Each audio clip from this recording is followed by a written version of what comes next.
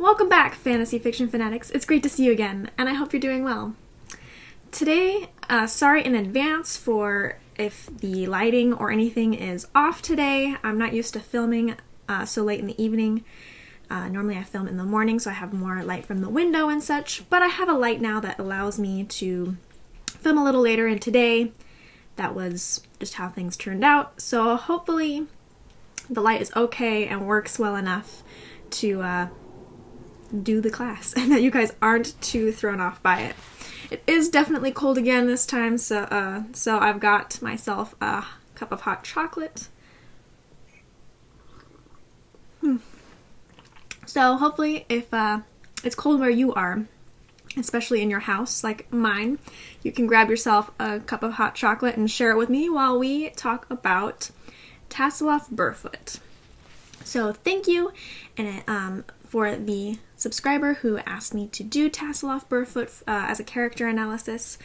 I'm excited to go ahead and talk about him, especially since, as many of you know, he is my very favorite character from Dragonlance. Him and Fizbin are the two that I love the most, so I'm very excited to talk about him today, and hopefully you guys will enjoy it as well. Let me set this off to the side. Okay.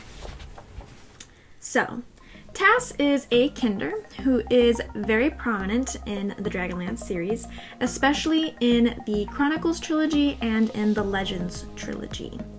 And he does appear in the other books as well, but I feel like those are the two that he really stands out the most in and has the most active role in those particular trilogies. So, let's go ahead and talk about his traits. He's got quite a list that I came up with of traits for him. He's kind of, in my opinion, a jack of all trades. He's kind of all over the place, but not in a bad way. He's just got a lot of sides to him, even though he seems like he's a very simple character. He's very energetic. He's very carefree and smart. Very, very smart. Very adventurous, as most people know. That's one of his most outstanding traits. He's very inquisitive, very spontaneous, but he's also very loyal. He's a very happy character, a very happy person in general. He's generally fearless, very excitable, very easily excitable, but he's also considerate and thoughtful. He's simple in terms of what makes him happy and what he wants. He's not like, has a lot of wants and needs and goals and stuff like that. He's pretty much a simple person as far as what makes him happy, what he wants in his life, that kind of stuff. He's very optimistic, and he's also very, very confident. So I feel like there are a lot of positive traits when it comes to Tass. I understand that, there's always good and bad about every single character, but a lot of his actual traits, if you look at them just by himself, I feel like overall he's a very positive person, a very positive character. That doesn't mean that he can't be annoying. I know a lot of people find Tass annoying. I am not one of them, but I do understand where that annoyance comes from. But I feel like, in general, he has a lot of great traits. And I'd love to hear if you think I missed any traits, of course, down in the comments below. I would love to hear anything else that you have to say that you think really represents Tass. Okay, so let's move on to his goals. And I came up with two main goals for Tass. And he's in several different trilogies and several different sections of the Dragonlance series. So it can kind of depend on, for goals, on which books you are reading, because that's going to define what's happening around him and what his goals are then. But I feel like throughout all of where Tass is, these two goals really are important to him and important to how he feels about whatever situation that he's in. So the first one I feel like is the most prominent one, and that is to help his friends. Doesn't matter what they're doing, doesn't matter what the risks are, doesn't matter what's involved, it doesn't matter. Tass's main goal is to help his friends and to be there for them. So he kind of just going with the flow. Whatever is needed, he's going to do if it's in his ability to do so. Obviously, he can't do everything. He's not a miracle worker, but his goal is basically just to help his friends and to be with them. And the second one is that he wants to go on an adventure. That's his goal, is to have an adventure, and most importantly well, not always, but a lot of times he wants to do it with his friends. So if his friends are around and they're going on an adventure, that's what his goal is to go on this adventure with his friends and have, in his opinion, a great time. Not everybody else might agree that they're having a great time, but Tass will agree that any time being with his friends and traveling around will be a great time.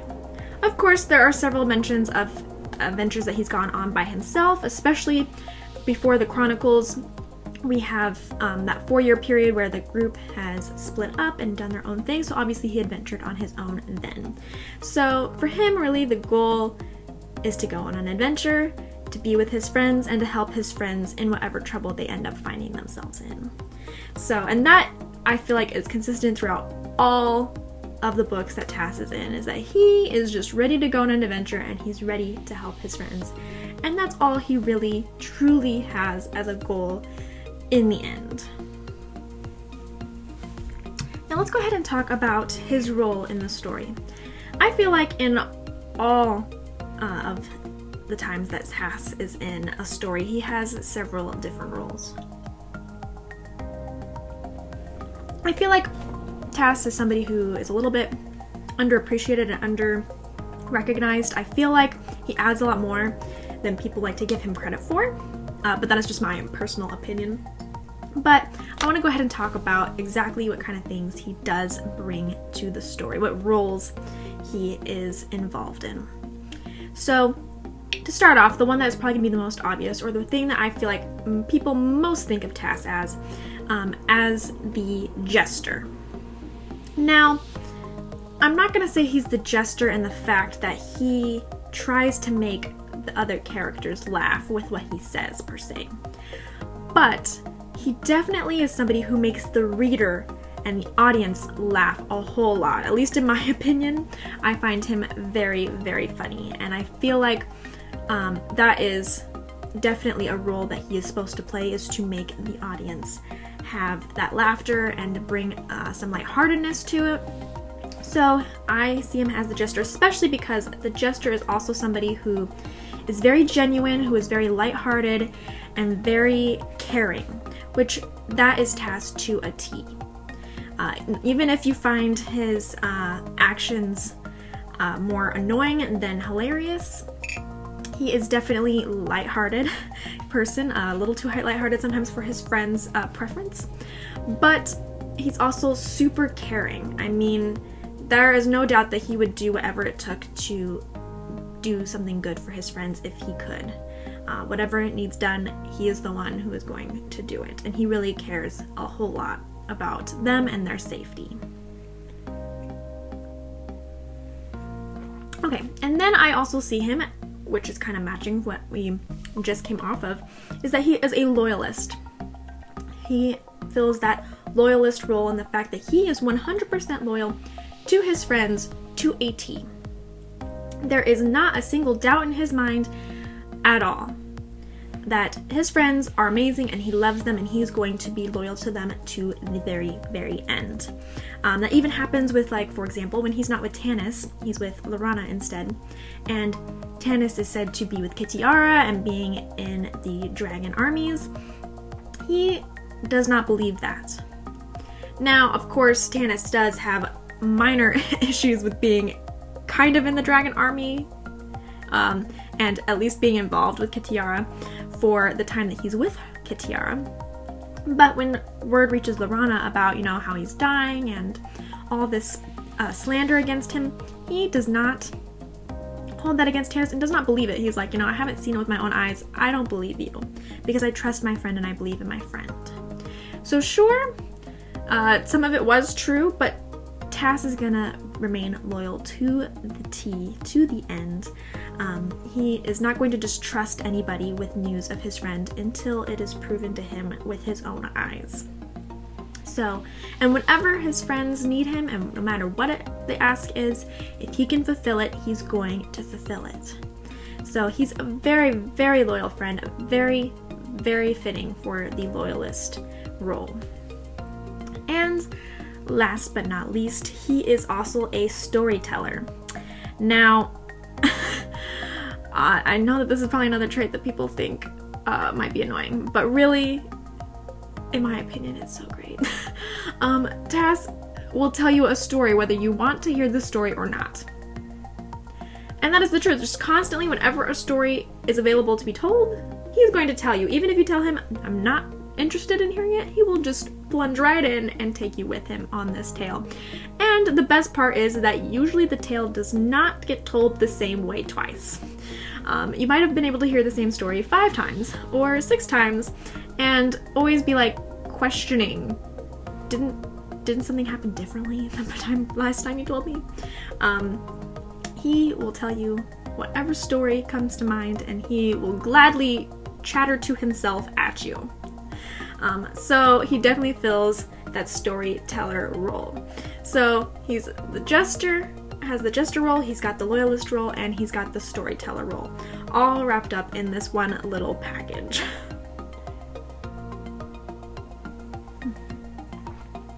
Okay, so that's his role in the story, and that's kind of the roles he's been kind of fitted into. But what does he bring to the story? He's got 2 different things that I feel like he truly, truly brings to the story. One is related to his roles, and that is humor. So again, I know that a lot of people have told me that they think Tass is super annoying. And so they might not see it as much of humor, but I do believe that Margaret Weis and Tracy Hickman did intend it to be humor and intend it to be humorous. I definitely find it very humorous. I really think that Tass always makes me smile, always makes me laugh, always makes it a fun ride to read. So he is meant to be the comic relief. When things are stressed or when things are looking bad or whatever it is, Tass is inserted to make it so we as the audience have a breather from the stress and from the pain and whatever else is happening. We have a moment to breathe, we have a moment to readjust before diving back in. So we get that moment of breaking the stress, breaking everything, and getting a breather as the reader.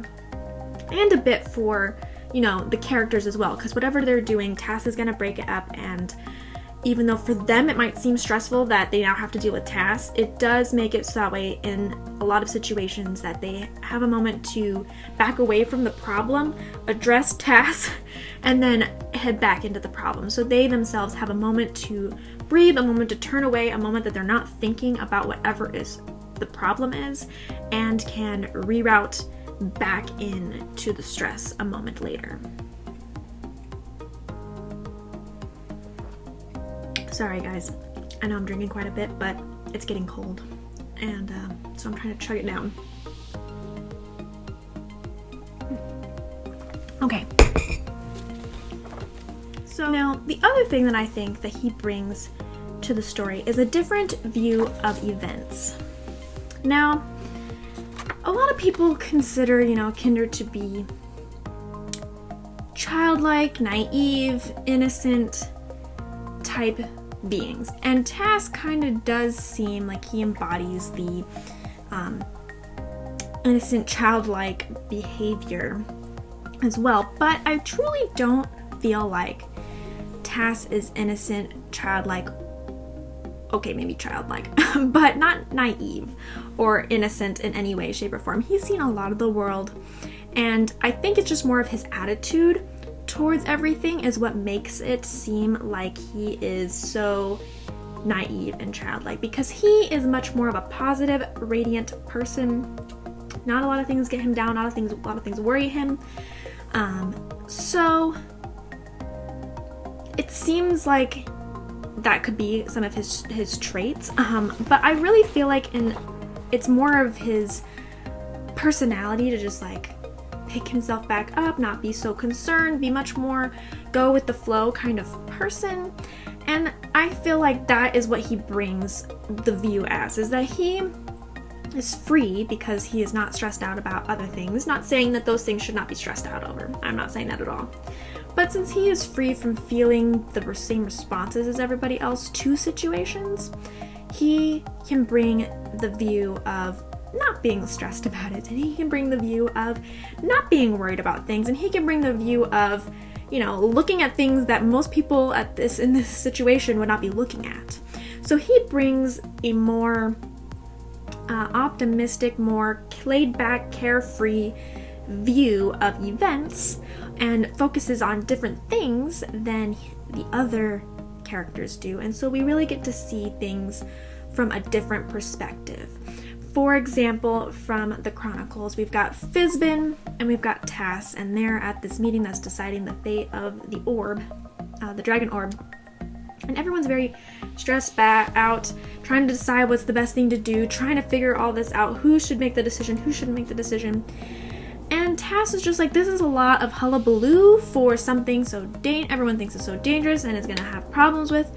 And he is the only person that would think to smash the dragon orb, to just throw it away as a possibility. And that's the kind of view that I'm talking about, is that he has a different state of mind, a different way that he thinks of things that brings new perspective on the events to other characters, that bring different views of the events to the reader, that brings different events happening, and the fact that, you know, he's the only one that sees Razlin on the steps to the library, and everyone else doesn't believe that he saw him there, even though he did. That kind of stuff. So he focuses on different things, and he has a different appreciation for different things and different thought processes that really change our view and change the events based on his different views. So he really brings something fresh, something different than the other characters do. Not saying that the other characters bring something, their view is bad, not saying that their view is wrong, but I do feel like that specifically something that Tass brings to this story is every now and then we see from his point of view, and we see how he feels about it and what he's thinking, and it makes things different, and we get a different perspective. So it's not just from the same type of perspective, we have something different to cling to as well. Okay, now let's go ahead and talk about Tass's relationships, because relationships are always important to a character. So I've got 3 different main relationships I want to talk about. And the first one is a group relationship in the fact that it's the relationship that Tass has with the group of his friends. Just, you know, the full friends from the Chronicles, because yes, we don't have all of them in the later stories, but I really want to talk about that because I feel like it's very prominent, especially with our first interaction with Tass comes from the Chronicles and comes from us learning about him through, you know, his interactions with his group of friends.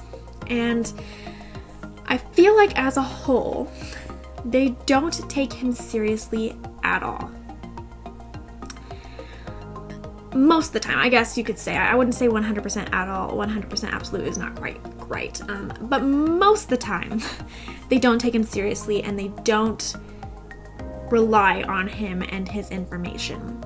It is very limited in how much they listen to Tass, and in the same sense, take what he says seriously is very limited. They are constantly worrying about Tass and what Tass is going to be doing and how Tass is doing it, and see it more as a failing or a responsibility of them to look after Tass and make sure he's not getting up to no good. They don't really recognize the fact that not all the time, a lot of the time, Tass is wandering off and being adventurous and doing the things that they're like, you should not be doing this, actually is very helpful. An example of this is technically they're like, why are you wandering around when there's a middle of a war going on at Planthus? But he's the one that finds the dragon orb. And that is what ends up allowing them to win the day, is because Laurana uses that dragon orb. So him wandering off, the thing that they're like, why are you doing this, is helpful. Very, very helpful. And there are many times that I feel like Tass makes an observation that is actually very accurate. But they don't listen to him, and they don't take him seriously, and they don't actually recognize what he can bring forward. So they just brush it off, and they're like, yeah, whatever, leave us be. He can be very serious when it truly matters. Like, for example, that's a very serious decision to take a dragon orb and smash it. It's a very serious decision to read the dragon orb and let Laurana use it. He makes several serious decisions in Legends when it comes to the twins and following them around, and at one point he has to leave Caramon in order to go get Tanis, and he has to decide to leave and let Caramon take care of himself in order to help save him and save Razlan. And so he can make serious decisions when it matters. He can be serious when it matters, and he legitimately has serious concerns when it matters and when it is serious, but nobody takes him seriously in the times that he is a little more carefree. That does not mean that what he contributes is not the same, but his friends don't feel like they can see what is serious about what he says, because they're so used to him being carefree and it not being serious that they can't see the times that he is. And I do feel like that's a shame. And I do feel like they don't give him enough credit. And sometimes I think that they actually might have gotten further sooner if they had listened to him a little bit more. Just personally. So I feel like his relationship, though his friends really care about him and love him and would never want anything to happen with him, they do in some ways take advantage of him. Not that he ever holds that against them. He is, I think, very used to it, because that is how people in general, not just his friends, treat Kender as a whole, is that they are more pests than they are, and not to be taken seriously, than they are something that you want to have around. So at least I guess they don't mind him being around and are willing to spend the extra time to monitor them as they seem to think that he needs. And yes, sometimes he does need it. Well, let's be honest, he does need a babysitter occasionally.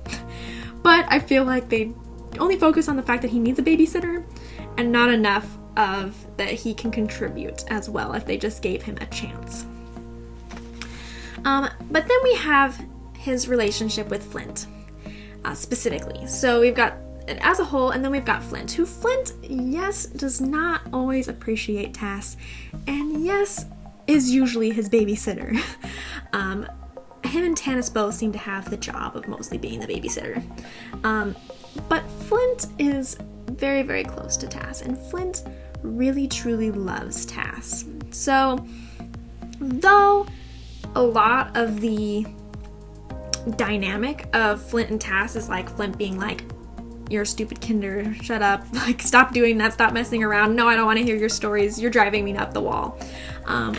But Flint really loves Tass, and it's actually very close to Tass. I think Flint and Tass for the relationship is very, very, very deep, and Flint would rather have Tass driving him up the wall than not any day of the week.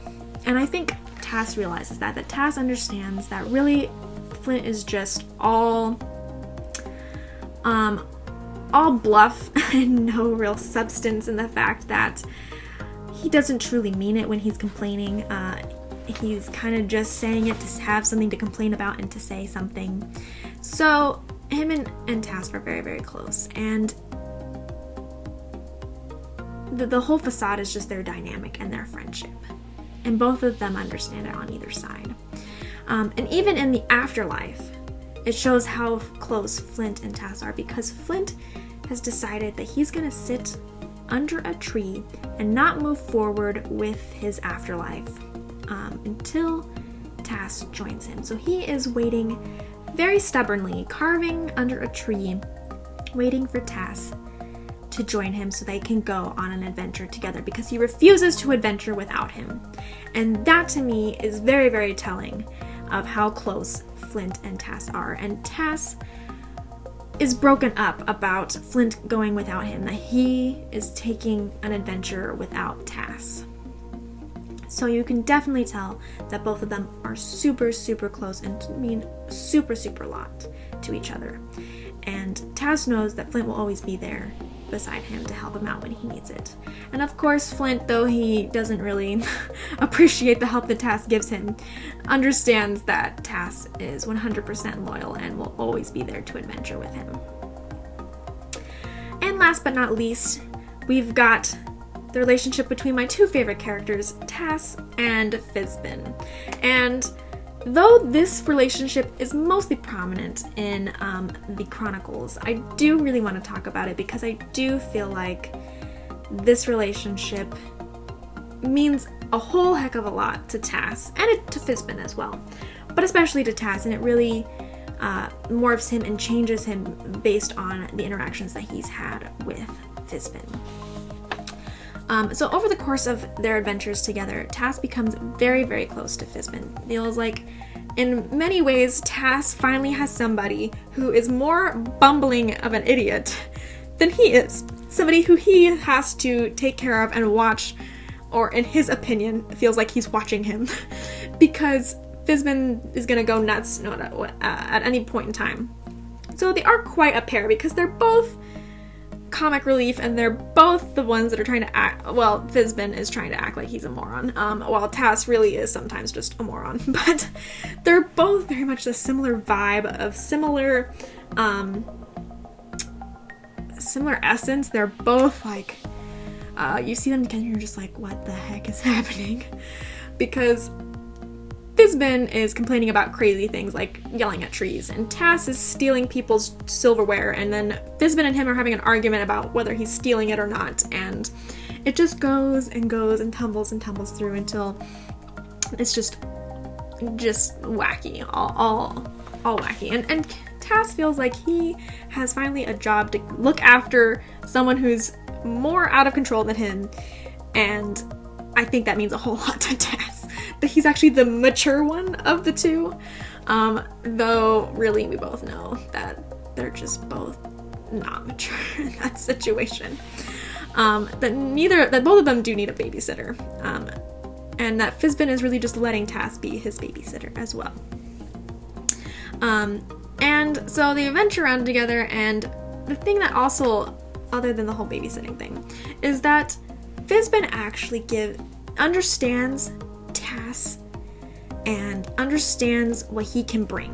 He actually appreciates what Tass brings forth, what Tass can do, and trusts him and wants him to make the decisions that Tass makes. For example, we do know that when Tass destroys the dragon orb, for example, Fizbin is very, very pleased with that decision, and he understood that Tass could make that important decision and would do it. He has a lot more admiration for Tass than any of his other friends truly give him credit for, and Fizbin truly feels like Tass is a big player. He has an important role to take, and he actually can provide a lot of help and a lot of good to fighting evil.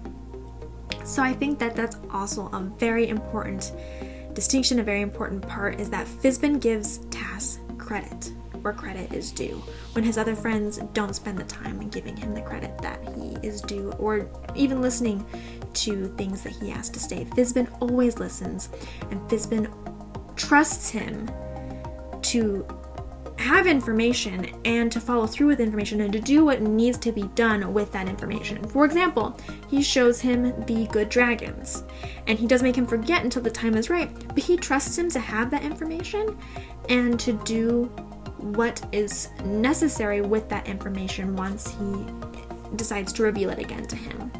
So it's very important for Tass in general because he is given more responsibility than any of his other friends seem to deem for him. Now, there's one last thing that is important to touch on for this character analysis, and that is what sets Tass apart from other Kender. Because Kender are fearless. They do not experience fear the way the other types of beings do.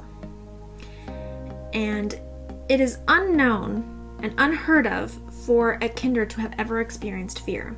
They are very much just go with the flow, doesn't matter how much danger there is. They don't feel fear the same way. They're not afraid to die, they're not afraid to be in trouble, they're not afraid to leap before looking. They're very much fearless beings. But Tass is the only Kender that has experienced fear in his life. He actually has a moment where he experiences fear because of the tower that he visits that had the curse on it. So he is still very cheerful. He is still very much himself. He is still very leaping without looking. He's still very carefree. But from that moment forward, he is a changed person because he has actually experienced fear like everybody else. And that makes him a little bit different. He's still very much the same, like I said, in all the other stories that he's in after the Chronicles where he experiences it. But there is that little bit of difference. There is that little bit of melancholy, that little bit, instead of just being worried about things, because Kenders can be worried, so like he can worry about his friends and he can be concerned, but never really truly fearful. And since he has experienced fear, he can never be truly the same as any of the other Kender. There's always going to be that little sense of that fear, and sometimes it affects him, a lot of times it doesn't. He's still, like I said, very much the same character throughout, but he does go through that growth and that change because he has experienced it. And he does know what it's like for everybody else and the fear that they feel. So there is that little bit of a lost innocence, I guess you could say, even though, again, I've mentioned he's not really innocent, but the innocence of fearlessness, at least, has left him because he has indeed experienced fear, and no other Kender will ever be able to relate to him in that way. So unfortunately, he's kind of his own little person. He can't totally relate to any of the other beings in the fact that they don't take him seriously. Humans don't take him seriously, elves don't take him seriously, dwarves don't really take him seriously. I mean, even his friends in general don't totally take him seriously. But he also can't relate to all the Kender because he can't express that experience with them. They cannot share that. So he's kind of a little bit on his own little type of person. Yeah, so I would really, really love to hear how you feel that Tass is affected from knowing fear down below. In fact, I would love to know anything that you think about any of this character analysis that I put together. Thanks again to the subscriber who mentioned it, and hopefully I did it justice for you. But I'd love to know any comments, anything at all that you'd like to say, any discussion you'd like to have, anything I left out, whatever it is, down below. Or you can also let me know on my social media, Twitter, which is at fantasyfiction1, or Facebook, which is /fantasyfiction1. Really quick, before we end today's class, I have to still go over last week's trivia question. Thank you for all of you who participated in this last week's trivia question. If you would like to join the trivia question or see any of my other content that I have on my blog, go ahead over to www.fantasyfictionfanatics.net. You'll see all the book reviews, suggestions, fanatic deliberations, anything like that I have over there. I'd also love to know anything that you'd like to see on there as well. But if you go over there for the trivia question, you have to scroll down on the main page just a little bit, and it will be on that right-hand side. Unless you're on mobile, which case you'll probably have to scroll down almost to the bottom, and you will see the question there. The new question is up for anybody who would like to go ahead and check it out and answer that. And you will find out if your guess was right on the next week's episode, or you can also find out underneath the question. I've got the last week's answer there, or on Discord.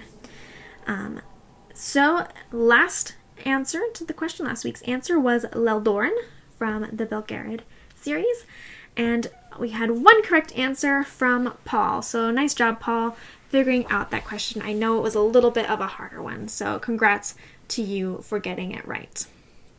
As I mentioned for the trivia question answers, if you would like to join the Discord and be able to chat with your fellow fantasy fiction fanatics, the link will be for you down in the description below. Hopefully we will see you there. We do already have some people chatting over there, and so if you want to talk about anything fantasy related, anything not fantasy related, anything class related or blog related or anything like that, you can reach anybody that is on there over there. We can have a discussion together. You can also talk to me over there because I am on there as well. And I would love to have discussions with you and just get to know you guys. So, yeah, I think that's it for today. I will go ahead and see you on the next class, and take care. Bye.